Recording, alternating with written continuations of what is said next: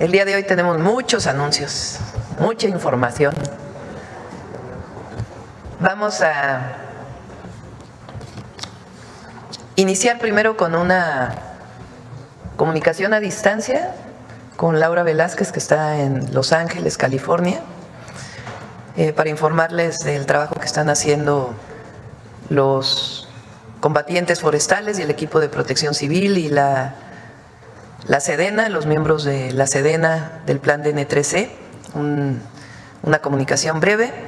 Después tenemos muy buenas noticias. Está con nosotros el equipo de Amazon. Los va a presentar Marcelo Ebrard, secretario de Economía, pero está el CEO de Infraestructura Global de Amazon, está el CEO para América Latina de Amazon, CEO de Política Pública para las Américas y para México. Es el equipo completo que anuncia una inversión muy importante para nuestro país. Terminamos con esa información, ellos se van a retirar y después viene una información muy importante del plan del ISSSTE, que nos lo va a dar Martí Batres. Bueno, empezamos con la comunicación con Laura. Muy buenos días, Laura. ¿Qué tal, Presidenta? Muy buenos días, me da mucho gusto saludarla. Muchas gracias, Presidenta, por esta importante instrucción que usted nos ha dado a una delegación mexicana para estar en California, en los Estados Unidos, en apoyo al combate de los incendios en California. Me permito presentar a usted, Presidenta, y al pueblo de México un breve informe de las tareas que hemos realizado en estos días. Los incendios forestales en el sur de California comenzaron el 7 de enero de 2025, cerca de la localidad de Palisades en Los Ángeles. Fueron el resultado de una combinación de factores climáticos extremos y condiciones ambientales adversas. Durante los días previos, la región experimentó una intensa ola de calor acompañada de vientos fuertes, lo que creó un ambiente propenso para la propagación rápida de las llamas. Esta es la información que nos han dado en el gobierno de California. Al momento se ha emitido una alerta roja derivada del pronóstico de vientos fuertes, entre 80 a 110 kilómetros por hora hasta el día miércoles, y una humedad muy baja en gran parte del sur de California, desde San Luis Obispo hasta San Diego. Estas condiciones podrían incrementar el riesgo de una rápida propagación del fuego. Asimismo, con información del gobierno de California, hay 3 puntos en donde están ubicados los incendios. El más grande, que está ubicado en Palisades, con una afectación superior a los 9.596 hectáreas, con un control apenas del 14%. En Eaton, con una afectación de 5.703 hectáreas, un control del 33%. En Kurtz, con una afectación de 323 hectáreas, con un control del 95%. La siguiente lámina, por favor. Las afectaciones por estos 3 eventos relevantes, hay una suma total de 15.632 hectáreas afectadas, y con el reporte que nos entrega el gobierno de California, 3.644 daños en la infraestructura hidráulica y de energía, así como en vivienda. Asimismo, informamos a ustedes que se han evacuado más de 70,000 personas. Los recursos del gobierno de los Estados Unidos de América son de 15,000 elementos, 1,460 camiones de bomberos, 80 aeronaves, 170 pipas y 175 maquinaria pesada. Paso a ustedes a informar que el pasado 11 de enero, por instrucciones de la Presidenta de México, en la que sigue, por favor, la lámina siguiente. El pasado 11 de enero, por instrucciones de la Presidenta de México, la doctora Claudia Sheinbaum, 2 aeronaves de la Fuerza Aérea Mexicana despegaron de la base aérea de Santa Lucía rumbo a Los Ángeles, California, con una delegación del Gobierno de México integrada por la Defensa, la CONAFOR, la Coordinación Nacional de Protección Civil y la Secretaría de Relaciones Exteriores, a fin de apoyar en las acciones de respuesta ante los incendios forestales a través de una fuerza de tarea de 72 elementos especializados. Somos la primera delegación internacional, Presidenta, en sumarse a las labores de respuesta para el combate de los incendios en California. Asimismo, ese mismo sábado, la que sigue, por favor, el sábado 11 de enero, la delegación mexicana arribó al Aeropuerto Internacional de Los Ángeles, fue recibida por el gobernador de California, Gavin Newsom, quien agradeció el apoyo del Gobierno de México y de su presidenta, la doctora Claudia Sheinbaum, en la atención de los incendios. Se contó con la participación de representantes del Departamento de Silvicultura y Protección contra Incendios del Gobierno de California, asimismo con la presencia de los cónsules de México en Los Ángeles y Sacramento, California. La que sigue, por favor. Ese mismo sábado, presidenta, nos trasladamos al centro logístico instalado en Beaumont, California. Este está completamente equipado, donde dan todos los suministros esenciales para brindar el apoyo al personal que atiende la emergencia.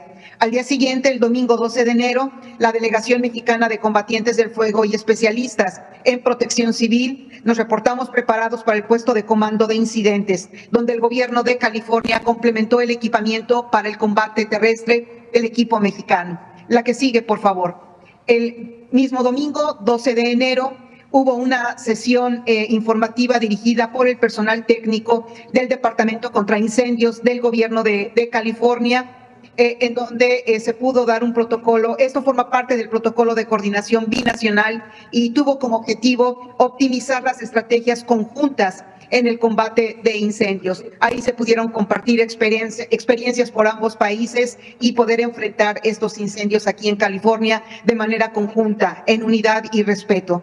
Asimismo, nos trasladamos al área de monitoreo y de supervisión, donde se coordina el despliegue de recursos aéreos y terrestres con el objetivo de conocer los protocolos de operación. La que sigue, por favor. El día lunes, el día de ayer, lunes 13 de enero, la delegación mexicana arribó al puesto de comando integrándose a la estructura operativa para apoyar las acciones de respuesta de la evaluación de las capacidades del equipo mexicano, en donde se asignaron las siguientes operaciones: la Comisión Nacional Forestal para realizar las tareas de manejo del fuego y la Secretaría de la Defensa Nacional para llevar a cabo labores de búsqueda y rescate. La que sigue, por favor. Este es un mapa en donde presentamos a ustedes en dónde están ubicados nuestros compañeros especialistas de la CONAFOR y de la SEDENA.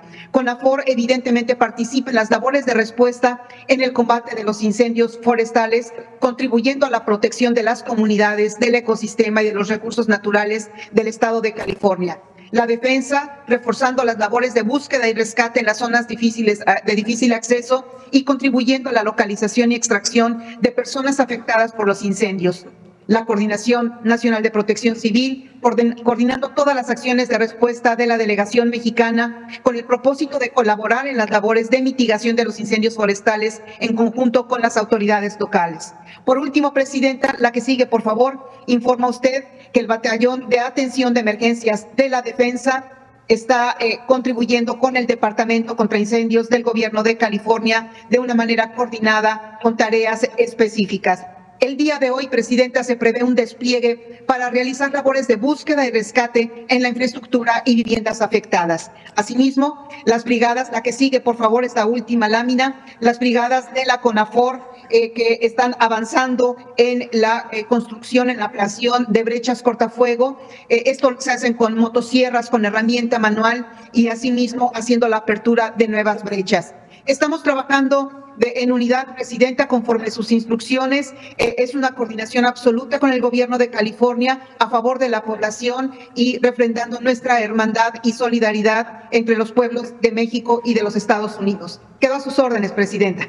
Muchas gracias, Laura, y nuestro agradecimiento a todos los compañeros que están allá. Ahora sí. Gracias. Marcelo, por favor. Con su permiso, señora presidenta.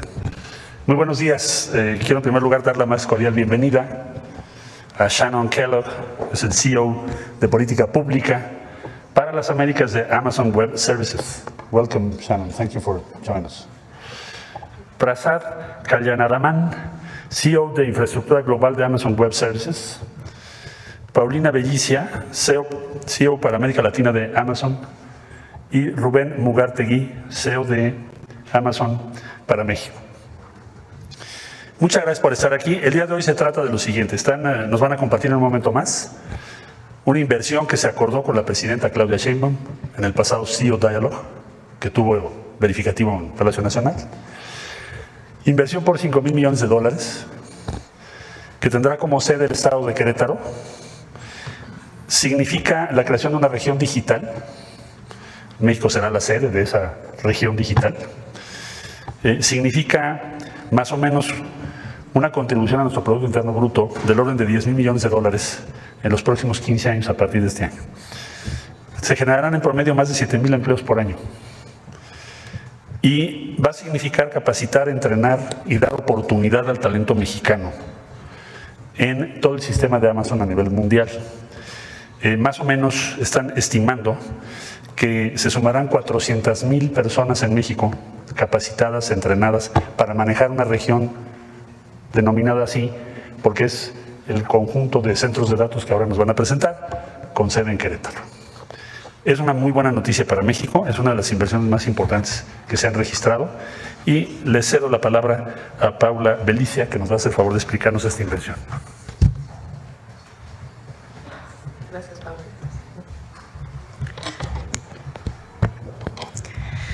Señora Presidenta, Claudia Sheinbaum, muy buenos días. Secretario Ebrard, gracias por la introducción. Muy buenos días, cumplimento también a todas las autoridades, ministros, secretarios, y también muy buenos días tengan todos los mexicanos y mexicanas que nos bien escuchan hoy. Es un gran honor para nosotros estar acá, aún más rodeada de mujeres en cargos de liderazgo. Presidenta Sheinbaum, su liderazgo como la primera mujer en ocupar la presidencia de México no solo es histórico, sino que también es inspirador. Cuando las mujeres ocupan posiciones de liderazgo, autoliderazgo, se abren nuevas perspectivas y se impulsiona el cambio positivo en la sociedad. En Amazon Web Services compartimos esta visión de diversidad e inclusión y estamos comprometidos a fomentar el liderazgo y contribuyendo también a México con este liderazgo para que seamos aún más justos, equitativos y prósperos. Bueno, quisiera iniciar presentándome. Yo soy Paula Belicia, yo soy la vicepresidenta para América Latina de Amazon Web Services. Este es el negocio de servicios de cómputo en nube de Amazon. La nube y AWS están por detrás, por ejemplo, del procesamiento de análisis médicos, de los servicios de videoconferencias que ahora mismo los utilizamos, de cada compra en línea que hacemos, de cada transacción bancaria, incluso de cada película o serie que nos vemos en las plataformas de transmisión en directo. Así como se renta una casa para vivir, desde los gobiernos hasta las pequeñas y grandes empresas, podemos rentar diferentes recursos tecnológicos en la nube según los necesiten. De esta forma, Amazon Web Services es la plataforma de servicios en la nube más grande y más usada globalmente y que ofrece más de 440 servicios tecnológicos. Algunos de estos son, por ejemplo, el almacenamiento en la nube, el poder de cómputo, la base de datos y la inteligencia artificial. Para esto todo se necesitan los centros de datos. Hoy estamos acá junto con ustedes, de la mano, señora Presidenta, para lanzar las operaciones de nuestros centros de datos en México. Es decir, para inaugurar la infraestructura de servicios de cómputo en la nube de Amazon Web Services para que se ofrezcan desde acá, sí, desde México. De la mano con ustedes, en este momento estamos encendiendo nuestros centros de datos, que representa una inversión, como dijo el secretario, de 5,000 millones de dólares. Señora Presidenta, llegamos a México para quedarnos, porque esta inversión es mucho más que la construcción de centros de datos de vanguardia. Se trata de una apuesta decisiva y sostenida por el crecimiento socioeconómico y el futuro digital de este gran país y de todos los mexicanos. Ahora, sería natural que surja la pregunta, ¿cómo puede el lanzamiento de una región de Amazon Web Services contribuir de manera tangible a mejorar un país tan diverso, tan complejo y tan grande como México? La respuesta, Presidenta Sheinbaum, va mucho más allá de la infraestructura tecnológica. Nuestra visión, como comentaba el secretario, es de que seamos en México un catalizador del progreso nacional, porque tendrá muchos beneficios, que los quiero mencionar solamente dos. El primero, estimamos que en los próximos 15 años nuestra inversión contribuirá con más de 10,000 millones de dólares en el Producto Interno Bruto de México y respaldará un promedio anual de 7,000 empleos altamente calificados y de tiempo completo. Por ejemplo, una manera de acelerar el impacto en la economía mexicana es la adopción de la inteligencia artificial y sabemos que esto es central para el gobierno de la presidenta Claudia Sheinbaum. Un estudio reciente apunta que la adopción de inteligencia artificial habilitada por la nube contribuirá con más de 19,000 millones de dólares a la economía del país hasta 2030. Se estima que las ganancias de productividad por la IA generarán los $900 por trabajador, también hasta 2030. El segundo beneficio, nuestras inversiones vienen acompañadas de nuestro esfuerzo y compromiso de continuar formando a la siguiente generación de talento mexicano digital. Desde 2017, Amazon Web Services ha capacitado a más de 500,000 mexicanos en las habilidades de la nube y tenemos el firme propósito de formar a 200,000 mexicanos más hasta el final del próximo año. Recientemente concluimos a la capacitación de 138,000 mexicanos a través del programa Impulsando Talento a la Nube. Esto no solo creará oportunidad de empleo, sino que también empoderará la próxima generación de innovadores mexicanos. Y esto queremos verlo. Nuestra visión de formación de talentos mexicanos se centra en colaborar con instituciones educativas del país que tienen presencia verdaderamente nacional, llegando así a todos los rincones de México. En este sentido, hemos priorizado alianzas estratégicas con instituciones como el CONALEP y el Sistema del Tecnológico Nacional de México. Nuestro compromiso es democratizar el conocimiento, las habilidades y el acceso a tecnologías de vanguardia como la computación en nube y la inteligencia artificial. El impacto social de la inversión de Amazon Web Services en México será profundo. A través de nuestro programa AWS in Communities, hemos apoyado a 32 iniciativas lideradas por las propias comunidades, cada una diseñada para abordar necesidades locales específicas y fomentar el desarrollo de las comunidades locales. Señora Presidenta, la inversión de Amazon Web Services por más de $5,000 millones en nuestra región es una suma de esfuerzos que demuestran nuestro compromiso holístico con México. Buscamos ser catalizadores de un cambio positivo, contribuyendo a un futuro donde la tecnología, la sustentabilidad, el desarrollo converjan para crear un México que al tiempo se puede ser más equitativo, pero también puede, sin duda alguna, ser más innovador y competitivo a nivel mundial. Nuestra infraestructura de cómputo en la nube contribuirá a que México se posicione con un nodo digital en las Américas y un líder en América Latina. Sentará las bases para modernizar y digitar a los gobiernos, a las micro, pequeñas, medianas y también a las grandes empresas, a reducir costos, a mejorar la eficiencia. Y todas estas organizaciones hoy pueden contar con la tecnología de punta más segura y más confiable para desarrollar sus soluciones aquí, en y desde México. Todo esto solo es posible porque estamos impulsados por un compromiso y un propósito, y el compromiso de AWS tiene raíces profundas aquí en México, en nuestro equipo de talento mexicano, que conoce y entiende como nadie no solo las necesidades, sino el enorme potencial del país. Sí, el propósito y el compromiso cambian vidas. A partir de hoy, Amazon Web Services lo está haciendo con mexicanos, para los mexicanos, y desde México para el mundo. Muchas gracias.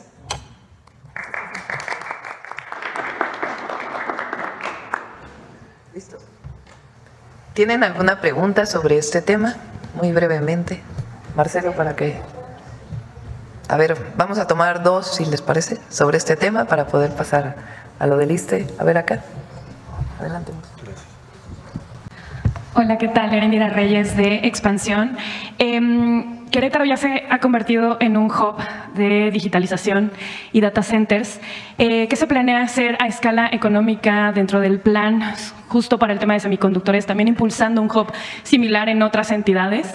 Y una segunda pregunta, ¿todas están igual capacitando las otras empresas, además de AWS, a talento mexicano, y cuánta perspectiva de capacitación tienen? Gracias. Sí, muchas gracias. Bueno, ahora le voy a pedir a Paula que nos haga un comentario sobre por qué Querétaro, pero yo te diría que en efecto está previsto así en los corredores que ha planteado la presidenta Sheinbaum. Es compatible, es coincidente con lo que se ha venido planeando. Precisamente ayer se presentaba el Plan México con las diferentes regiones. Bueno, pues esos son el tipo de inversiones de las que estamos hablando. Cuando decimos el Plan México van a ser $277,000 millones, pues estos son 5,000 de esos 277,000. Entonces, es compatible, tiene un gran impacto, no solo por la infraestructura, vamos a decir, física o de datos, sino por el número de personas que vas a entrenar y capacitar, más de 200,000. Nos parece muy importante el impacto de eso. Si sumamos, lo vamos a ir informando, pero si sumamos lo que va a ser NVIDIA, y Foxconn en Jalisco, lo que van a hacer otras empresas que están en el listado de proyectos, pues probablemente llegue a ser el manejo de datos uno de los sectores que aporte más empleos de calidad a México, sin lugar a dudas, dentro del plan que ayer presentamos. Vamos a ir dando las cifras. En este caso son 200,000, o sea, es un número enorme. Va a tener un gran impacto, no solo de Querétaro, ¿no? Estamos hablando de todo el país. No sé si quieras complementar. Gracias por la pregunta. Sí, Querétaro no es una decisión puramente técnica. Se encuentra en el centro del país. También hay todos los recursos de logística, de acceso, aeropuertos, infraestructura y también de talentos. Entonces, para nosotros fue una decisión por el equipo de nuestro líder de infraestructura global. Entonces, ahí estamos muy contentos con todo que ofrece. Y también, complementando a lo que el secretario lo mencionó, para nosotros entrenar al talento mexicano desde todos los rincones de México, como he comentado, es súper importante. Entonces, estamos haciendo las partnerships estratégicas, las alianzas estratégicas con diferentes partes para garantizar que eso pase alrededor de todo el país. Gracias.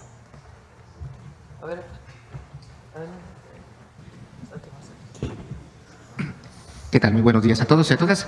Juan Hernández de Hierro Basta, Tabasco, Campeche y Quintana Roo de Grupo Cantón.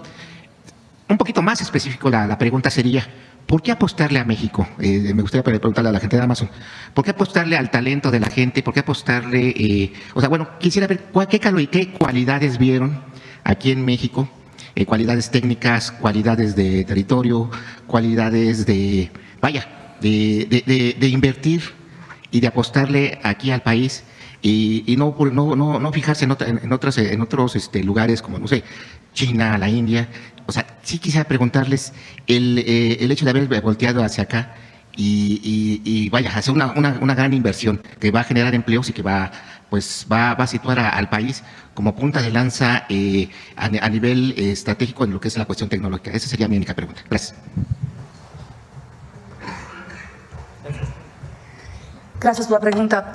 Nosotros estamos presentes en México hace algunos años, estamos acá como que 6 años, estamos muy comprometidos y por estarnos presentes en el país, estamos observando desde muy de cerca la cualidad del talento, el potencial que hay de desarrollo tecnológico, el posicionamiento del país hacia todas las negociaciones globales.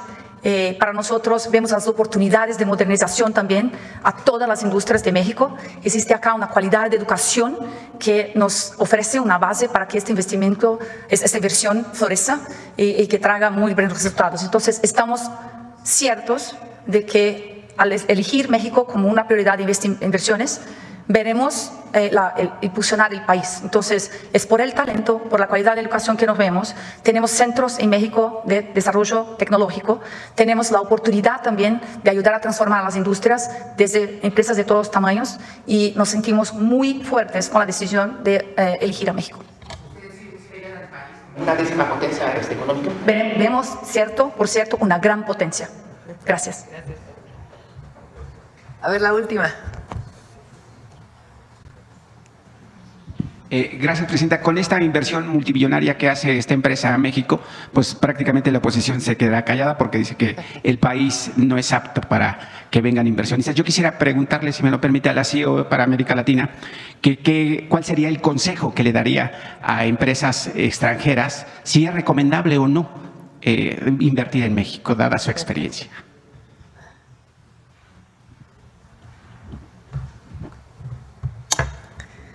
Pero me encanta la pregunta, porque la respuesta es que desde nuestro punto de vista es muy importante hacer inversiones en México, porque como lo dijo, representa una gran oportunidad, está muy bien posicionado, como lo hicimos, no solo para México, pero desde México a otras partes del mundo y a nivel mundial. México tiene las condiciones de ser competitivo en varias industrias, en varias partes del segmento de negocios y hacer las inversiones acá. Nosotros tenemos muy buenas expectativas y como dijo, nosotros estamos haciendo no por el corto plazo, pero por el largo plazo. Una inversión de esta magnitud traduce nuestra visión de futuro para México. Entonces, desde nuestro punto de vista, sí, hacer inversiones a México. Bueno, lo vamos a dejar aquí. Yo quiero personalmente agradecerle a Amazon el que vean a México como el lugar para poder desarrollar esta inversión. Es importante para nosotros por muchas razones. Primero, por lo que significa el tipo de inversión que están haciendo y la oportunidad de empleo para muchos ingenieros, ingenieras mexicanas o especialistas matemáticos en datos, y permite además pues potenciar ese desarrollo para la educación en nuestro país. Segundo, por lo que significa no solamente la propia inversión, sino estos centros de datos, la oportunidad que le dan a las empresas mexicanas para poderse desarrollar. Es decir, es una inversión que potencia otras inversiones en nuestro país. Y finalmente, pues, por sus palabras para México, estamos muy orgullosos del momento que estamos viviendo, y la inversión que presentan el día de hoy pues muestra justamente eso, que México no solo tiene gran presente, sino gran futuro. Muchas gracias. Y los invito a que nos tomemos una foto aquí.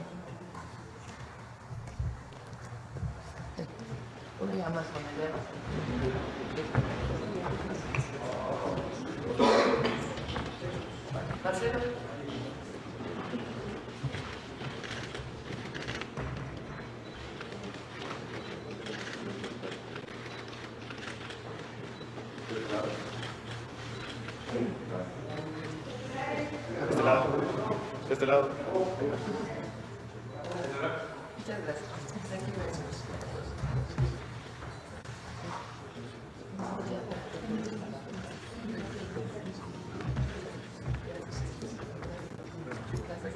Gracias, Marcelo. Gracias. Pásense para adelante. Gracias. Bueno, pues muy buenas noticias para nuestro país.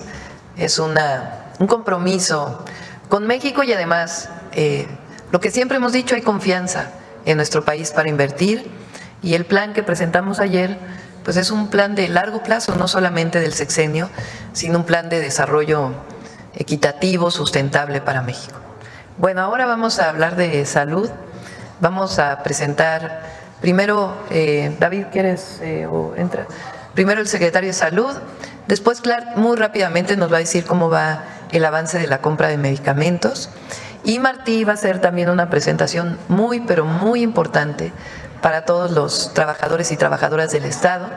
Son varias reformas que nos va a plantear para el fortalecimiento del sistema de salud y también para la mejora del FOBISSSTE, que le he pedido a Martí que pueda coordinar también los trabajos relacionados con el FOBISSSTE. Entonces, muy rápidamente, David. Gracias, buenos días a todas y todos. Y en primer lugar agradecerle a la presidenta pues la oportunidad de que el día de hoy presentemos avances en lo que tiene que ver con la compra y el ISSSTE, pero que haya ocurrido en el marco de esta presentación de la importancia que tienen los avances tecnológicos para el país. Yo quisiera nada más mencionar brevemente que la compra de medicamentos tiene dos vertientes distintas. Una que escucharán dentro de unos momentos de parte de nuestro subsecretario Eduardo Clark, tiene que ver con que hay que diferenciar dos compras distintas. Una que es la compra complementaria de medicamentos que ocurre a fin de año y la cual empieza ya a estar siendo distribuida. Por ejemplo, la dapaglifosina para diabetes está ya siendo distribuida en todo el país. Y la otra que tiene que ver con la compra bianual. Y quisiera resaltar el concepto de bianual porque eso nos va a permitir de tal manera que podamos, que en el caso de que haga falta un medicamento, se pueda comprar en forma anticipada, o en caso de que haya un exceso se pueda hacer un ajuste a los medicamentos. El otro punto que quisiera resaltar es el diálogo que se ha establecido con la industria farmacéutica, que ha permitido también ir avanzando en lo que tiene que ver en cómo hacer mucho más óptimo el proceso de la compra de medicamentos. Entonces, los dejo con eso para pedirle a nuestro subsecretario que presente el estado que llevamos en la compra y posteriormente escucharemos, como dijo la presidenta, a Martín Batres mostrándonos los avances tan importantes que tiene el ISSSTE. Muchas gracias. Adelante, Eduardo. Con su permiso, Presidenta, buenos días a todos. Es un gusto poder acompañarlos y platicarles de manera muy breve cómo va el proceso de la compra consolidada de medicamentos e insumos para la salud para este año 2025 y para el año 2026. ¿Se me dan la siguiente, por favor? Nada más para recordar, esta compra consolidada involucra la participación de 26 instituciones del Estado mexicano, que incluyen el IMSS, el ISSSTE, el IMSS Bienestar, los Institutos Nacionales de Salud, los Hospitales Nacionales de Referencia, la Secretaría de Marina y los Servicios de Salud de Pemex. Siguiente. En términos generales, cuando iniciamos el proceso de evaluación de la demanda, es decir, las necesidades del sector, entre todas las instituciones que les mencionaba, se identificó la necesidad de adquirir 4.982 millones de piezas. Esto a un precio histórico similar o relativamente en términos de 368,000 millones de pesos. Derivado de los procesos de licitación, más los procesos de negociación de las claves de fuente única y patente de los medicamentos de más alto costo, hemos tenido ofertas para el 97.6% de las piezas solicitadas por el sector, es decir, prácticamente la totalidad de lo que está demandando el sector. En términos de procedimiento, así es como vamos. Ayer en la noche y hasta hoy en la madrugada se dio a cabo el fallo de la primera licitación pública para esta compra de medicamentos, aunado a las claves y medicamentos que se adquirieron vía las mesas de fuente única y patente. Tenemos ya adjudicado 3.649,000 millones de piezas, que representan 73% de las piezas de medicamentos a adquirirse durante este periodo que requieren las instituciones. Pero adicionalmente tenemos 1.218 piezas, que son el 24.4%, en donde tenemos oferta, es decir, hay un proveedor o más de un proveedor que quiere proveerlas, que tiene capacidad de hacerlo, que en la licitación le faltó hacer alguna corrección documental o técnica. Es decir, tenemos la capacidad, estaremos adjudicándolas en los siguientes días, pero lo importante es decir, tenemos oferta para el 97.6% de las piezas solicitadas de manera conjunta por todas las instituciones.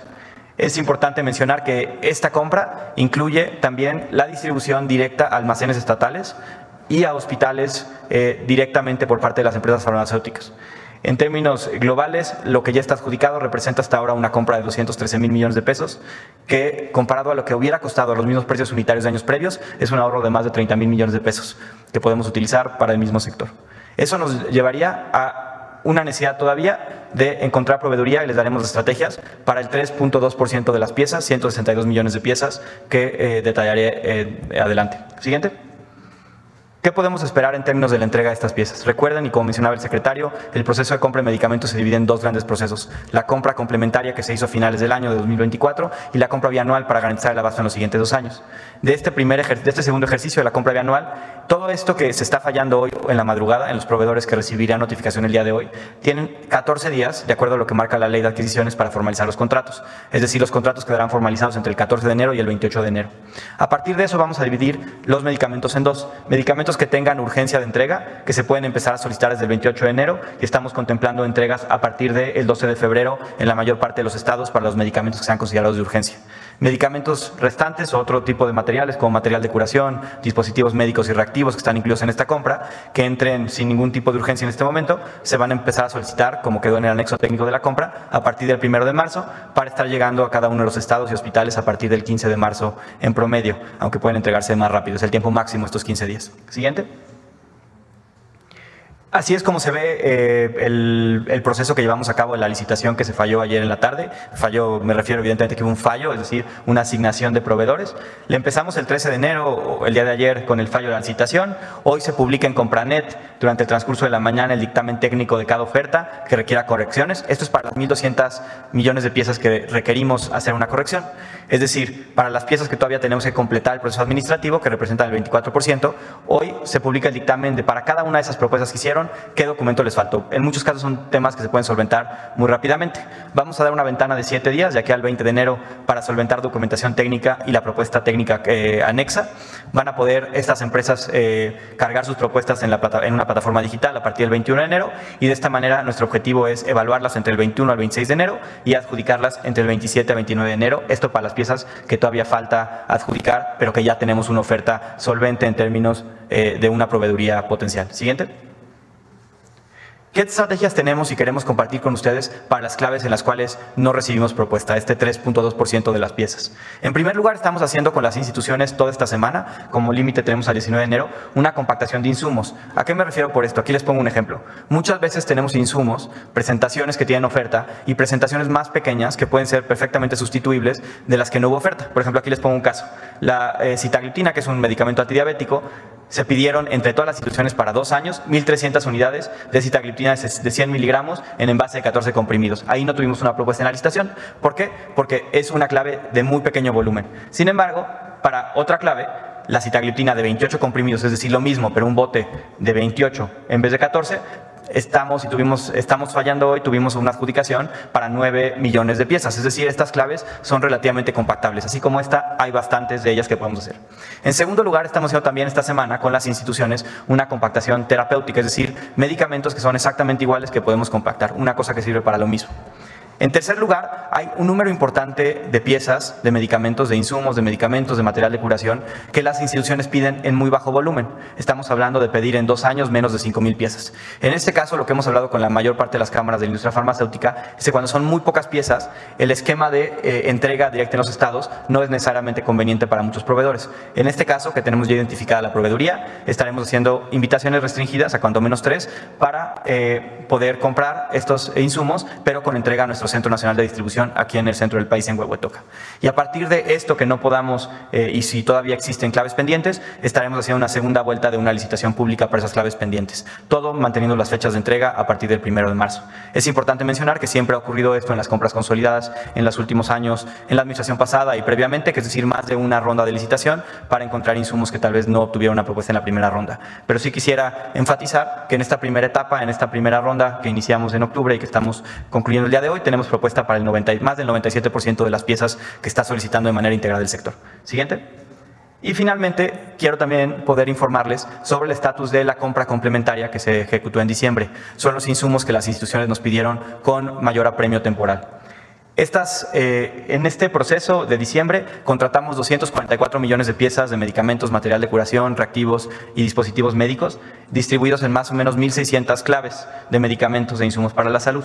Se hizo la adjudicación el 28 de diciembre, fue la más tardía, entre el 28 y el 30 de diciembre, perdón. Se están formalizando los contratos desde ese día y esperamos concluir todos los contratos antes del 17 de enero. Se empezaron a pedir órdenes de suministro de parte de las instituciones a los proveedores desde el 28 de diciembre y continúan durante esta semana. Y empezamos a recibir los primeros insumos a partir del 5 de enero. Estos insumos incluyen algunas claves de altísimo volumen, ya las mencionaba el secretario, por ejemplo la dapaglifosina, de la cual se adquirieron y recibieron 4.3 millones de piezas, y estaremos entregando todo el mes de enero y todo el mes de febrero estas piezas de mayor urgencia. Además, hay todavía un número de claves que posterior a esta compra siguen siendo de urgencia más inmediata y estas serán adjudicadas y compradas. Ya tenemos proveeduría para ellas en esta fase 5 de la compra complementaria este 17 de enero. Es decir, todo lo de la bianual, que es el proceso de abasto de 2 años, ya estamos muy avanzados como pueden ver, pero además también estamos ya comenzando a recibir las piezas, los medicamentos, los insumos para la salud en general de esta compra complementaria que se hizo a final del año 2024. Eso sería lo más importante para destacar y reiterar otra vez, de parte de la Secretaría de Salud y las instituciones que hemos consolidado, hemos tenido una muy buena propuesta de la industria mexicana en particular. Hemos tenido casi el doble de propuestas que los que se ha tenido una licitación normal. Normalmente participaban 190, 180 proveedores, recibimos 400 propuestas de proveeduría y estamos muy contentos de poder dar estos números. Muchas gracias.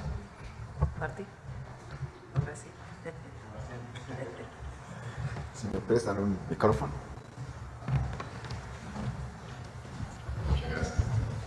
Muy buenos días, Presidenta.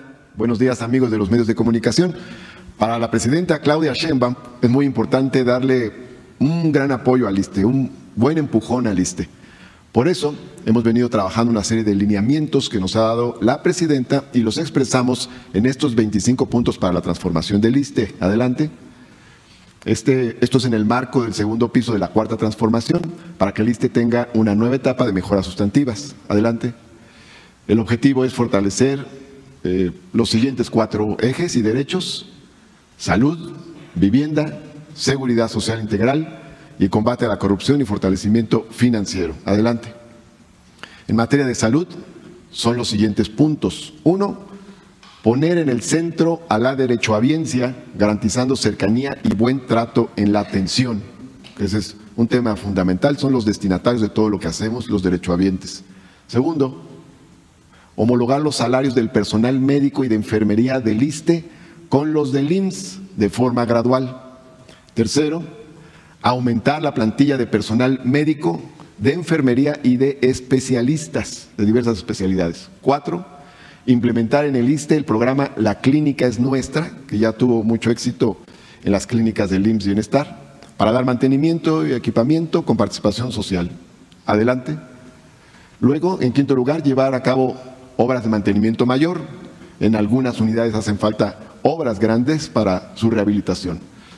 6, ampliar la nacionalización de hospitales, atenciones y servicios médicos. Como ustedes saben, se han nacionalizado varios hospitales, falta el de Tláhuac, y hay servicios integrales médicos que se nacionalizaron, como el de imagenología, el de hemodinamia, el de anestesia, pero están pendientes otros como osteosíntesis, laboratorios, banco de sangre y otros más. Adelante.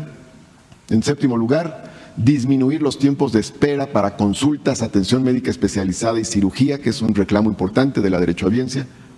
8, garantizar la distribución y el abasto de medicamentos y material de curación. 9, fortalecer la prevención y promoción de la salud en los centros de trabajo. Aquí la idea es el ISSSTE estar presente en las diversas dependencias, fomentando unidades laborales. 10, concretar acuerdos con el IMSS, IMSS Bienestar y otras instituciones públicas de salud para que las personas puedan ser atendidas en la unidad médica más cercana, sobre todo en casos de urgencia. Así, por ejemplo, si alguien tiene un problema de salud por un accidente y su clínica del ISSSTE queda lejos y hay una del IMSS que está más cerca, entonces le atiende en la del IMSS. Son convenios interinstitucionales. En el caso de vivienda, tenemos los siguientes puntos muy importantes. 1, priorizar el acceso a la vivienda para los trabajadores de menores ingresos, porque con la tendencia neoliberal, los trabajadores de menores ingresos estaban fuera, porque solo se daban créditos, ya no había otras opciones, y el trabajador no encontraba cómo colocar su crédito en el mercado inmobiliario, sobre todo el de más bajos ingresos. Luego, en siguiente lugar, beneficiar a más de 400,000 acreditados de FOVISSSTE con las siguientes medidas. Una, eliminación de requisitos.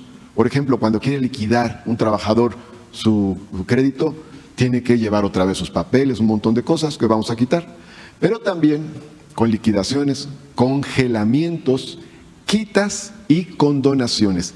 El FOVISSSTE tiene algo más de 800,000 créditos activos, pero estos beneficios van a llegar a más de 400,000, o sea, se va a beneficiar a la mitad de los acreditados del FOVISSSTE. Adelante. De estos puntos, uno muy sensible es condonar las deudas de los derechohabientes que ya pagaron más de 2 veces su vivienda. Ahí lo que se va a hacer es una condonación, es decir, que ya no paguen más, cancelarles lo que reste de adeudo. 14, facilitar la construcción de vivienda para las y los trabajadores que viven en suelo de propiedad social. Esa es una demanda de trabajadores, sobre todo del sureste del país. Luego, 15, promover acuerdos amistosos para solucionar créditos de personas que dejaron de ser derechohabientes. Hay quien trabajaba en el Estado, luego dejó de trabajar ya en una dependencia de gobierno, pero se quedó con un crédito del FOVISSSTE, cambiaron sus ingresos, deja de pagar y ni el FOVISSSTE recibe recursos, ni la persona tiene la liquidación de su crédito y obtiene su vivienda. Entonces ahí vamos a generar acuerdos amistosos, se les llama, para que puedan pagarle algo al FOVISSSTE y entrar en un esquema que permita que lleguen a liquidar su pago. Luego, 16, proponer la reforma al ISSSTE, a la ley del ISSSTE, para que el FOVISSSTE pueda adquirir, rehabilitar, mejorar y construir vivienda que sea adquirida por los trabajadores o rentada a bajo costo. Esta es una reforma fundamental de gran interés para la presidenta y obviamente para las y los derechohabientes, porque en la etapa neoliberal le quitaron al FOVISSSTE la atribución para poder contratar la construcción de vivienda, solo podía dar créditos, era la función que tenía nada más. Y esto va a ayudar también a la economía. En materia de seguridad social integral hay varios puntos. Uno de ellos es garantizar que todas las personas trabajadoras que soliciten préstamo individual lo obtengan. Podríamos decir que en este momento todas las personas que solicitan préstamo personal lo están obteniendo. Pero luego hay gestores que dan a entender que es gracias a ellos que tienen un crédito los trabajadores y no es así. Entonces se va a dar crédito a aquel que lo solicite. Y la figura del sorteo solo la vamos a mantener en caso de que haya sobredemanda. O sea, cuando tengamos muchísimas solicitudes y en efecto no alcance, se utilizaría la figura del sorteo. Pero si no es así, no se va a utilizar sorteo, se da el crédito directamente. Luego, 18. garantizar el otorgamiento de pensión de viudez a trabajadoras y trabajadores en activo, porque había algo en el reglamento que lo impedía. Entonces, una trabajadora quedaba viuda y como era trabajador en activo, se le negaba la pensión de viudez. Pero ahora ya va a hacerse la modificación para que si una trabajadora o un trabajador que está en activo queda viudo, pueda tener el acceso a la pensión de viudez independientemente de que siga siendo trabajador. Adelante. 19. Impulsar un paquete de turismo social para aprovechar la infraestructura construida por la Cuarta Transformación. Ustedes saben que con el presidente Andrés Manuel López Obrador se construyó mucha infraestructura y a esto le hemos llamado el paquete turístico 4T. Sales del AIFA, viajas en Mexicana de Aviación, llegas al aeropuerto de Tulum, te hospedas en los hoteles Tren Maya, viajas por el Tren Maya, todo es infraestructura de la Cuarta Transformación y ya el ISSSTE va a tener, ya tienes de hecho el paquete turístico 4T. Adelante, por favor. Luego 20, fortalecer las tiendas que tiene Superiste. Aquí quiero decirles que en el lapso que nos ha tocado ahora, ya las tiendas Superiste mejoraron ventas en un 33%. Y le vamos a incorporar perecederos, otros productos básicos a bajo costo, incorporar proveedores locales y el mantenimiento integral de los establecimientos, estos en las tiendas que tiene actualmente el ISSSTE. 21, este es un tema muy importante, vamos a hacer una revisión integral y el estudio necesario para mejorar las pensiones más bajas. Ya con la presidenta en la mesa de salud estamos analizando escenarios, pero todavía falta puntualizar algunas cosas. Luego, en el combate a corrupción y fortalecimiento financiero, tenemos la revisión de las pensiones que superan el límite máximo legal para ajustarlas o, en su caso, cancelarlas. Aquí, pues obviamente es un problema de inequidad y de violentación de la legislación, de la ley. Aquí quiero poner unos ejemplos. Estas son las 10 pensiones más altas que hemos detectado. El límite máximo que marca la ley son 10 UMAS. La UMA debe estar este año como en 33,000, 34,000, bueno, 10 UMAS, perdón. 10 UMAS son como 34,000 pesos. Pero si ustedes observan, hay una pensión de 309,000 pesos que el ISSSTE paga desde el año 2002. 267,000, 210,000, 179,000, 172,000, 147,000, 139,000. Bueno, de estas 10, como 7 son superiores al ingreso de la Presidenta de México.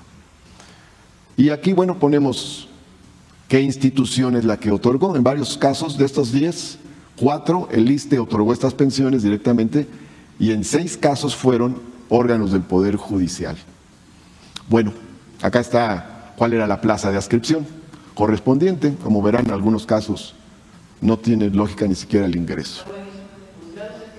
Materia administrativa, último puesto, maestra de jardín de niños. Ajá, maestra de jardín de niños, enseñanza de secundaria técnica. Pero acá hay otro caso, el secretario general de la Junta Federal de Conciliación y Arbitraje. Antes de irse, garantizó esta pensión. De 95 cobra. Entonces, esto lo vamos a revisar. La ley del ISSSTE nos da facultades porque señala que en cualquier momento el ISSSTE puede revisar la legalidad de las pensiones y además ajustarlas o cancelarlas en su caso. Se puede revertir. De hecho, estamos ahorita en el proceso de revisión y se está cuidando el debido proceso, el derecho de audiencia, para poder llevar a cabo el procedimiento adecuado. Adelante, por favor. Luego, 23, es recuperar espacios físicos del ISSSTE que indebidamente ocupan fundaciones privadas que lucran con el nombre de la institución. Entonces se presentan como si fueran una fundación del ISSSTE y obtienen determinadas donaciones y el ISSSTE no tiene el menor conocimiento de ello. Entonces aquí tenemos 27 espacios de una fundación, ya recuperamos 12, faltan 15, incluso hay sentencias en algunos casos y no las ha cumplido esta fundación privada. ¿Qué hace? Es más, algunos de esos espacios los subarrendaron. Entonces, bueno, esto lo estamos corrigiendo para que el ISSSTE pueda aprovechar su patrimonio adecuadamente. 24, recuperar adeudos que diversas entidades y dependencias tienen con el ISSSTE y con el FOBISSSTE. Ya estamos en esa tarea, por ahí también podemos recuperar recursos. Y 25, que este es un tema fundamental, que tiene que ver con todo lo anterior. ¿Cómo resolvemos mucho de lo planteado? bueno, impulsando una reforma a la ley del ISSSTE para el caso de los seguros de salud, para que las cuotas de los servidores públicos con más altos ingresos y las aportaciones correspondientes que tiene que dar las entidades federativas, las entidades y las dependencias, se calculen sobre el salario integrado. Aquí, como saben, hay salario base y salario integrado. Adelante quiero mostrar, el ISSSTE cuenta con poco más de 3 millones de afiliados en activo, el 9.7, menos del 10%, gana más de 10 UMAS y el 90.3% gana menos de 10 UMAS. Entonces, a este 9.7, en lugar de que se le cobren las cuotas sobre la base del salario base, sería sobre el salario integrado. En el resto, que es la gran mayoría, más del 90%, se seguiría haciendo sobre su salario base.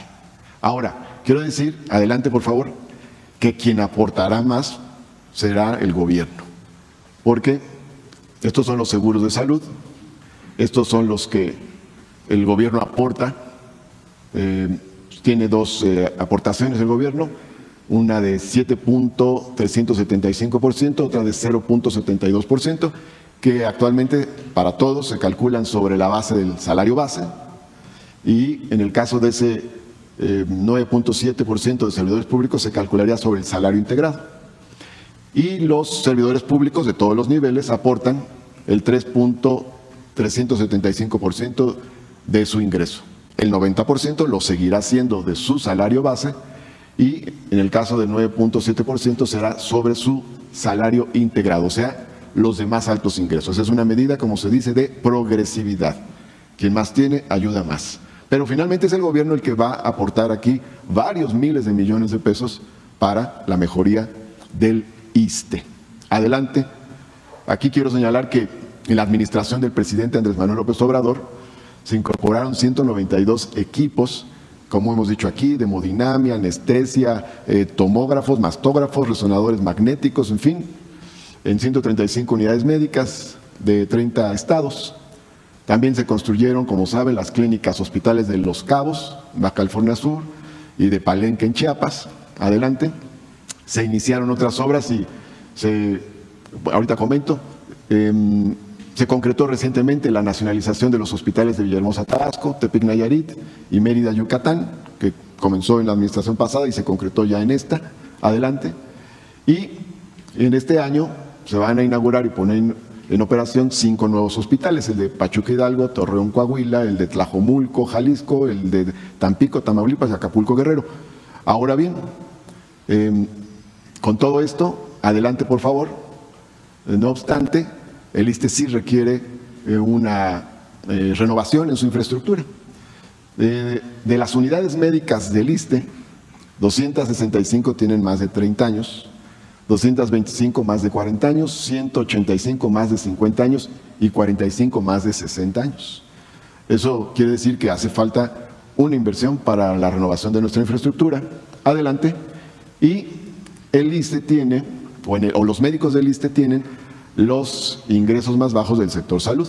Entonces hace falta la homologación, que tiene que ver con esta unificación que nos ha planteado la presidenta, de tal forma que cada vez sea más un solo sistema de salud.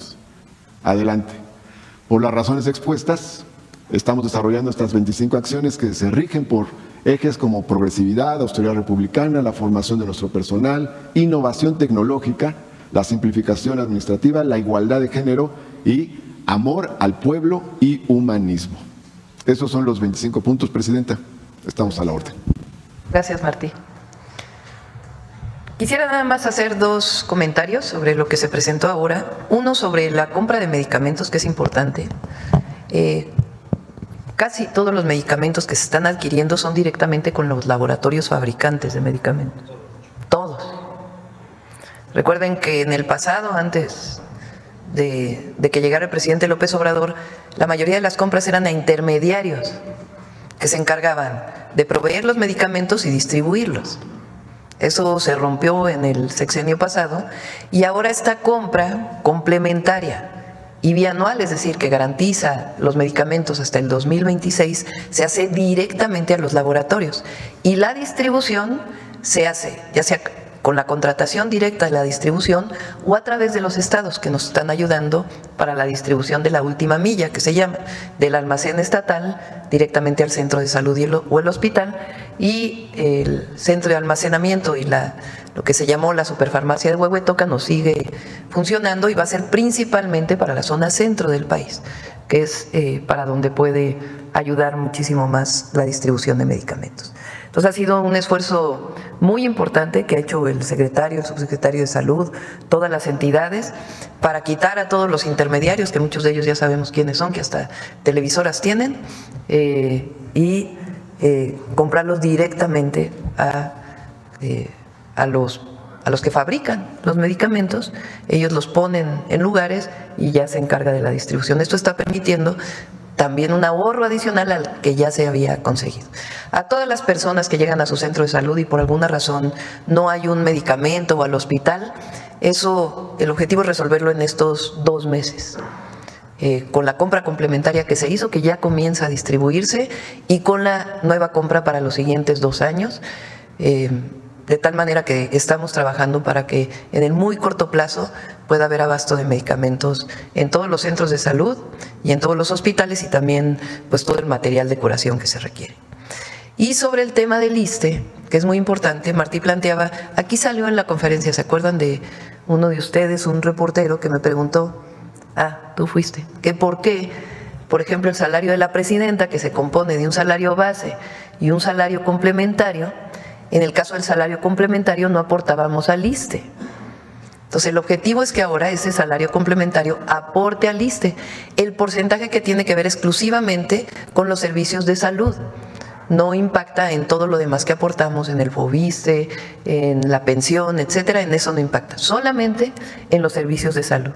Eso va a permitir que quienes ganamos más y somos trabajadores del Estado aportemos un porcentaje adicional de alrededor del 2.7% para poder ayudar al ISSSTE. Y el gobierno tiene que aportar el 8.3%. Es decir, si se consiguen 1,000 millones de pesos, en términos generales, por esta aportación, el gobierno estará aportando alrededor de 6,000 millones de pesos adicionales, que ya tenemos los recursos. Una de las propuestas es que cuando se resuelvan los amparos, pues los fideicomisos de la Corte se vayan para mejorar pues el sistema de salud de los trabajadores del Estado, que es justamente donde van a atenderse la mayoría de los trabajadores del Poder Ejecutivo, del Poder Legislativo y del Poder Judicial. Entonces, esta es la propuesta y como ven, pues es una propuesta integral. En campaña mucha gente me dijo de lo que paga por FOBISSSTE, que ya pagaron y pagaron y pagaron y siguen aumentando las deudas, similar a lo que estaba ocurriendo en el Infonavit y todavía en una parte que vamos a corregir con la ley del Infonavit. Y Martí pues ha estado trabajando mucho, pues es una persona que conoce el servicio público, honesto, que ama a su pueblo y que es pues un servidor público de primera, pues justamente se fija ahí en eso que le duele a la gente. Entonces ya encontró la manera de que se puedan condonar muchas de las deudas de FOBISSSTE que ya fueron pagadas, o como hicimos en el Infonavit, que se congelen, que se quiten, etcétera, etcétera, para ayudar a todos los trabajadores, que son alrededor de 400,000 que están en esta condición. Entonces, pues esta es la información, como ven, pues muy nutrida la mañanera del pueblo del día de hoy. Adelante. Gracias. Muy buenos días, señora presidenta. Buenos días, secretarios. Con respecto a esta presentación que se acaba de hacer, ¿qué va a pasar con las... ¿Qué va a pasar con las denuncias que ya había sobre algunos funcionarios, precisamente en el ISSSTE, que bueno, estuvieron abusando de su cargo y que estuvieron haciendo saqueos y dando contratos para tratar de privatizarlo? Por un lado, y por otro lado, en cuanto a la lista que se nos acaba de presentar, bueno, el ejemplo que se nos acaba de dar, ¿cuántos casos son los que aproximadamente se van a tener que revisar para, no sé, qué es lo que va a proceder con respecto a esto? ¿De cuál? De lo de las pensiones altas. Sobre el primer tema, bueno, hay órganos que realizan las investigaciones correspondientes sobre esos procesos. Cabe decir que todo el proceso de privatización que se dio en el neoliberalismo llegó hasta la médula del sector salud, en el caso del ISSSTE. En un hospital, pues afuera decía ISSSTE, pero adentro una empresa tenía el servicio de hemodinamia, otra el de la anestesia, otra el de los rayos X, y en realidad pues ya se estaba convirtiendo en un cascarón. Y con el presidente Andrés Manuel López Obrador empezó este proceso de nacionalización. Entonces, aparte del tema de las responsabilidades, pues hubo también una serie de modificaciones normativas, y todo eso pues ahora se está corrigiendo para fortalecer lo público, que en este caso, en el caso de salud, es fundamental para garantizar un derecho, el derecho a la salud. Ahora, sobre el tema de las pensiones altas, hemos detectado aproximadamente 8,000 que pudieran estar por arriba de lo que marca la ley. Y hay un procedimiento que ya se anunció, salió publicado en el Diario Oficial de la Federación, y se va a citar a cada uno, se le cita con sus papeles, su expediente, para comprobar si hubo legalidad o no en la asignación de la pensión. Afortunadamente la ley del ISSSTE, como decía, nos da facultades para hacer la revisión correspondiente, analizar si se apega a la legalidad y en su caso determinar un ajuste o una cancelación. En muchos casos pues se ajustaría la pensión a lo que corresponde, y en algunos otros se advirtiera una total ilegalidad, pues se cancelaría. Pero eso se va a hacer respetando el derecho de audiencia con el debido proceso. Lleva varios meses, no se va a tomar ninguna medida apresurada, ni se va a cometer ninguna injusticia, todo se va a analizar como marca la ley. Muchísimas gracias. Aquí pusimos unos casos para que se vean qué es lo que queremos resolver, porque como ven ustedes es una gran disparidad. Si la ley dice que la pensión máxima son 10 sumas y se cumple para el conjunto de los trabajadores, ¿por qué tenemos casos así? Que no debería haber. Seguramente ahí encontraremos otros que sí estén ajustados a lo que marca la ley, pero por eso se va a hacer el análisis correspondiente. Ok, muchísimas gracias, secretaria. Presidenta, y en otro tema, pues sabemos que son pocos días del inicio del Plan Nacional de Desarrollo, pero ya el día de ayer también en Tamaulipas se presentó la Secretaría de Energía, ya empezó también con un foro para dar la consulta y usar la usar energías renovables y sustentables, exactamente. Hacia esto, ¿cuál es el informe y los avances que a usted le han llegado ya en torno a este Plan Nacional de Desarrollo? Mañana viene Jesús para informar de los foros. Iba a venir hoy, pero ya era todavía más información. Mucho tiempo. Entonces mañana viene a informarnos cómo van los foros, cuántas propuestas tenemos, de tanto que se han enviado en línea como las que se han recibido, cuántas personas han participado, cuáles foros faltan. Entonces mañana, si gustas, podemos dar mucho más información. Ok, muchísimas gracias. Y bueno, finalmente, hace rato platicaban pues de todo lo que ha avanzado y el papel de la mujer, que ya se le toma en cuenta. Sin embargo, a veces hay abusos de mujeres. ¿Cómo mediar este papel, cómo mediar esta situación para que la mujer precisamente no abuse de su papel y que diga, pues porque soy mujer? Porque finalmente, por ejemplo, en casos de situaciones de divorcios, de este tipo de cosas, que ella diga, pues es que y abusen también del poder económico que ella tenga. ¿Cómo mediar esta situación para que no se dé y que de verdad haya cierta igualdad? Sería todo, Presidenta. Gracias. Bueno, perdón, no me presenté, creo. Janet Galindo, de Grupo Transmedia La Chispa. Son dos temas. Sí.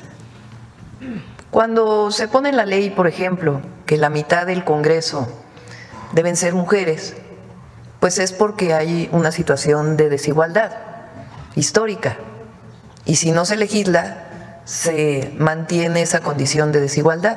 Hubo una época en que era al menos el 20%, imagínense, o al menos el 30%, hasta que se dijo, pues la mitad de la población somos mujeres, pues la mitad de la población tiene que estar representada en el Congreso de la Unión.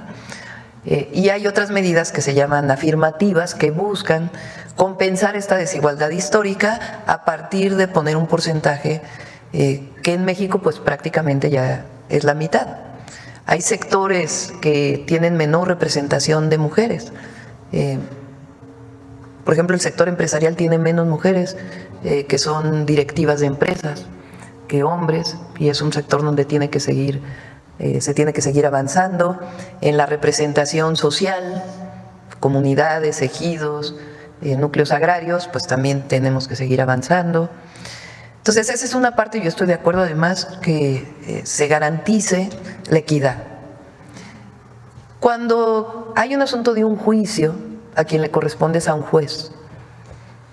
Y si hay una falsedad de alguna declaración o algo, pues a quien le corresponde decidirlo es al juez. Históricamente ha sido en contra de las mujeres. Puede haber un caso de alguna mujer que pueda decir, como soy mujer debe ocurrir esto, cuando en realidad pues no es una situación que corresponda a la equidad o a una visión o a un enfoque de género. En general es lo menos, pero en todo caso, frente a un juicio civil, un juicio penal, un juicio de abuso, pues es al juez al que le corresponde. Y por eso es importante la capacitación y la formación pues de la visión que tienen que tener los jueces, porque en general es al revés. A una mujer, que hay muchísimos casos de mujeres, por ejemplo, que en un divorcio, como el caso que pusiste, no les permiten ver a los hijos, que se llegó a catalogar como violencia vicaria, o que no se da una pensión, o casos en donde el Ministerio Público, ya no los jueces, no levanta una denuncia por abuso sexual o de otro tipo a las mujeres porque no tiene la visión que corresponde y se victimiza a la mujer. Pero para eso pues tenemos que tener mejores ministerios públicos y mejores jueces. Bueno, a ver, ¿quién más por acá? Buenos días, Presidenta. Rodrigo Muñoz, de NX Noticias. Quisiera preguntar un par de temas sobre América del Norte. El primero es su opinión al respecto de el candidato, líder del Partido Conservador en Canadá, Pierre Poilievre, que pues es el mayor contendiente, hasta con 20 puntos de ventaja para ocupar el puesto de Justin Trudeau.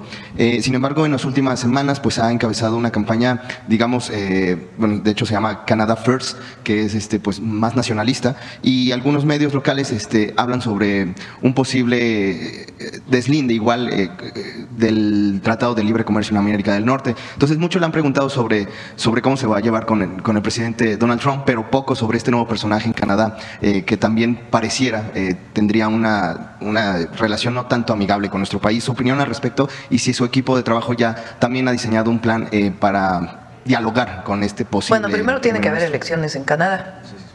Y como saben, México tiene una posición en donde no hay intromisión en la de una u otra decisión. Corresponde al pueblo de Canadá decidir quién va a ser su primer ministro. Entonces, hasta que no ocurra esa elección, pues no estaríamos opinando. Lo que hemos dicho siempre, lo dije en el Zócalo y lo he dicho siempre, es que el tratado comercial de los tres países ha beneficiado a los tres países. Y ayer presentó de manera muy clara el secretario de Hacienda cómo es necesaria esta alianza y conservar el tratado para poder competir con otras regiones del mundo e incluso ampliarlo a todo el continente.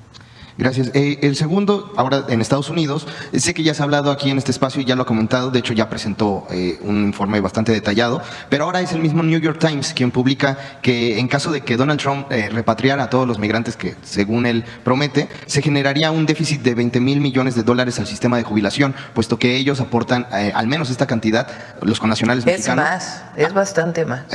Sin recibir nada a cambio. Entonces, imagínense que es $65,000 millones llegaron de remesas. Y eso es el 20% de todo lo que ellos aportan o de todo lo que ellos reciben o ahorran. Entonces el 80% se queda en Estados Unidos y ellos pagan impuestos y muchos de ellos están en la seguridad social. Entonces hay una aportación de las y los mexicanos a Estados Unidos muy grande.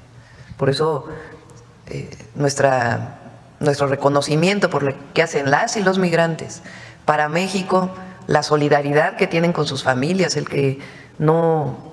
la fraternidad que significa el que no abandones a tu familia, el que siempre estés atento de tu familia, que son estas remesas, y el apoyo que le dan a nuestro país con ello, pero aportan más a la economía de Estados Unidos.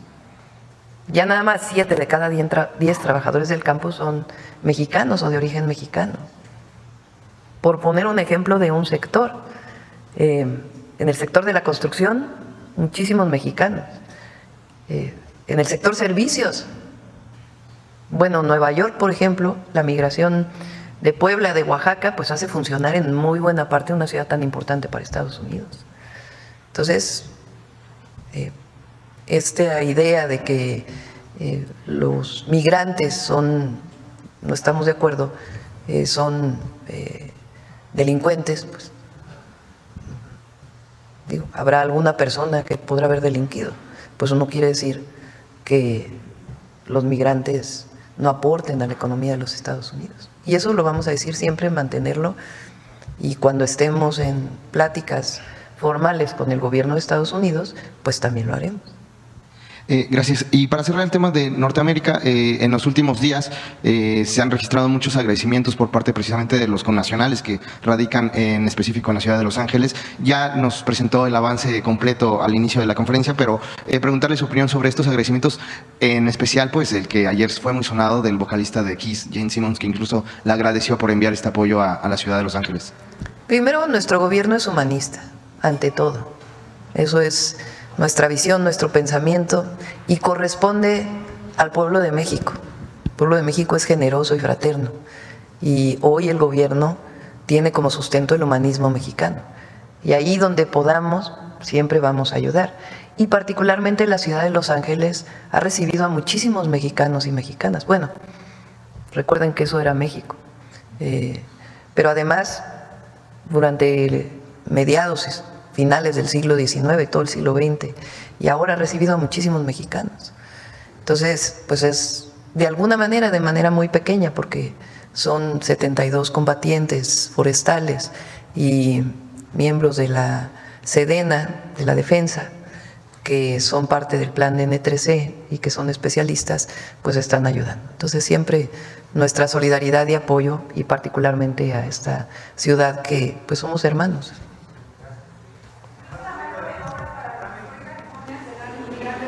Pues sí, también. Digo, en su momento, cuando se dé el proceso de reconstrucción, pues por supuesto van a requerir mucha mano de obra, y no hay mejores trabajadores de la construcción que las y los mexicanos. A ver, vamos por acá. Les voy a dar otra.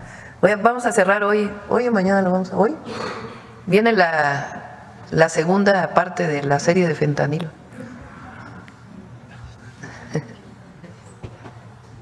Hola, Presidenta, buenos días. Maite Baena, de Infobae México. Retomando un poco el tema de los incendios en Los Ángeles, recientemente se dijo que un mexicano en situación de calle había sido el presunto responsable de estos acontecimientos. Si bien se dijo que no había motivos para señalarlo a él, pues el sujeto fue arrestado. ¿Cuál es su postura al respecto, ya que pues eso afecta, pues si bien la imagen de México en Estados Unidos, pues también de los migrantes, a quien ahorita su gobierno se ha enfocado mucho en defender? Pues que hagan la investigación, y que no prejuzguen, sino que hagan su investigación. Ok, gracias, Presidenta. En otros temas, y aprovechando la visita de... Y si hay alguna injusticia, siempre está el consulado para apoyar. Claro. Gracias, Presidenta. Bueno, en otros temas, y aprovechando... Bueno, siempre está para apoyar, porque es presunto. Sí, claro, es presunción de inocencia. Si fue detenido, siempre está para apoyar el consulado. Gracias. Esta pregunta es para el doctor David Gersenovich, que el día de ayer se habló sobre un caso particular en el estado de Puebla, sobre el deceso de un hombre de 53 años, quien presuntamente perdió la vida por metaneumovirus. En Nuevo León se confirmó la semana pasada 2 casos de este virus, y Tamaulipas tenía un caso sospechoso. De ser este caso confirmado con este virus, el deceso que tenga que ver con este virus, pues cuál es su postura, si hay como alguna alerta a la población, y también pues de ser el caso, si ya se tiene como una campaña de vacunación. Sí, primero no hay motivo para emitir una alerta. Yo mencioné en una mañanera, que es un virus habitual en este periodo de gripe. no hay un tratamiento específico y tampoco hay una vacuna para el mismo. Yo más bien el caso mencionar dos cosas. Una, que el sistema de vigilancia está activo, de tal manera que podemos detectar aquellos casos que ocurren. Segundo, el hecho de que no existe más allá de los cuidados generales para cuidar a las personas. Es decir, la buena alimentación, el separarse si uno tiene un cuadro gripal. En este enfermo en particular de Puebla, se sospecha que puede haber tenido el virus y la Dirección General de Epidemiología de cualquier manera lo va a ratificar. Pero aunque lo ratifique, no tiene motivo de alerta y tenemos que ver, el reporte dice que no tiene ninguna comorbilidad, pero tenemos que ver el caso en particular. Pero no hay motivo de emitir una alerta y tampoco de alarma para la población. La postura de la dependencia sigue siendo la misma. Sigue siendo la misma e igual como mencioné el día anterior, la Organización Mundial de la Salud sigue exactamente con la misma postura. Y realmente tenemos muy pocos casos detectados en México. Gracias, secretario.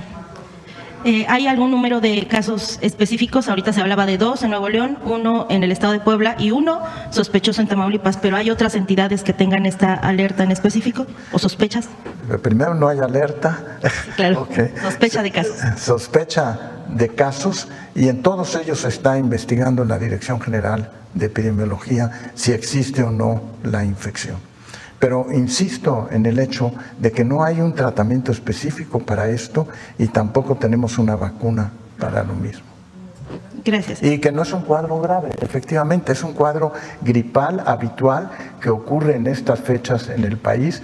Muchos de ustedes podrán haber tenido ya un cuadro gripal y ni siquiera saber y haber podido tener ese virus. Perfecto.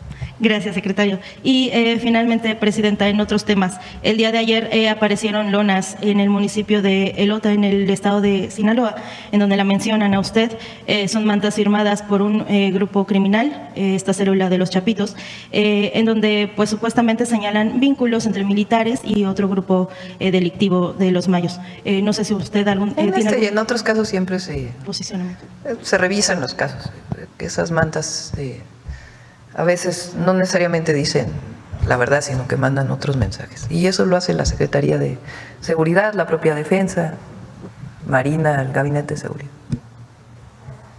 Bueno, vamos a cerrar, son las 9:10. De hecho, nos estamos reuniendo a partir de hoy y toda la semana a distancia con los gobernadores que son parte del IMSS Bienestar, con las 23 gobernadores, para hacer una revisión general sobre el IMSS Bienestar. Hoy iniciamos con el noroeste, con la región noroeste, y empieza a las 9:30 la reunión. Entonces, los dejamos el día de hoy. De hecho, el fentanilo yo creo que lo dejamos para mañana. La siguiente serie. ¿Perdón? No, pero no pasa nada, pues. O sea, no pasa nada. Estar ahí el embajador de México en Estados Unidos. No hay problema. Bueno, gracias a todos y a todas por hoy. Gracias.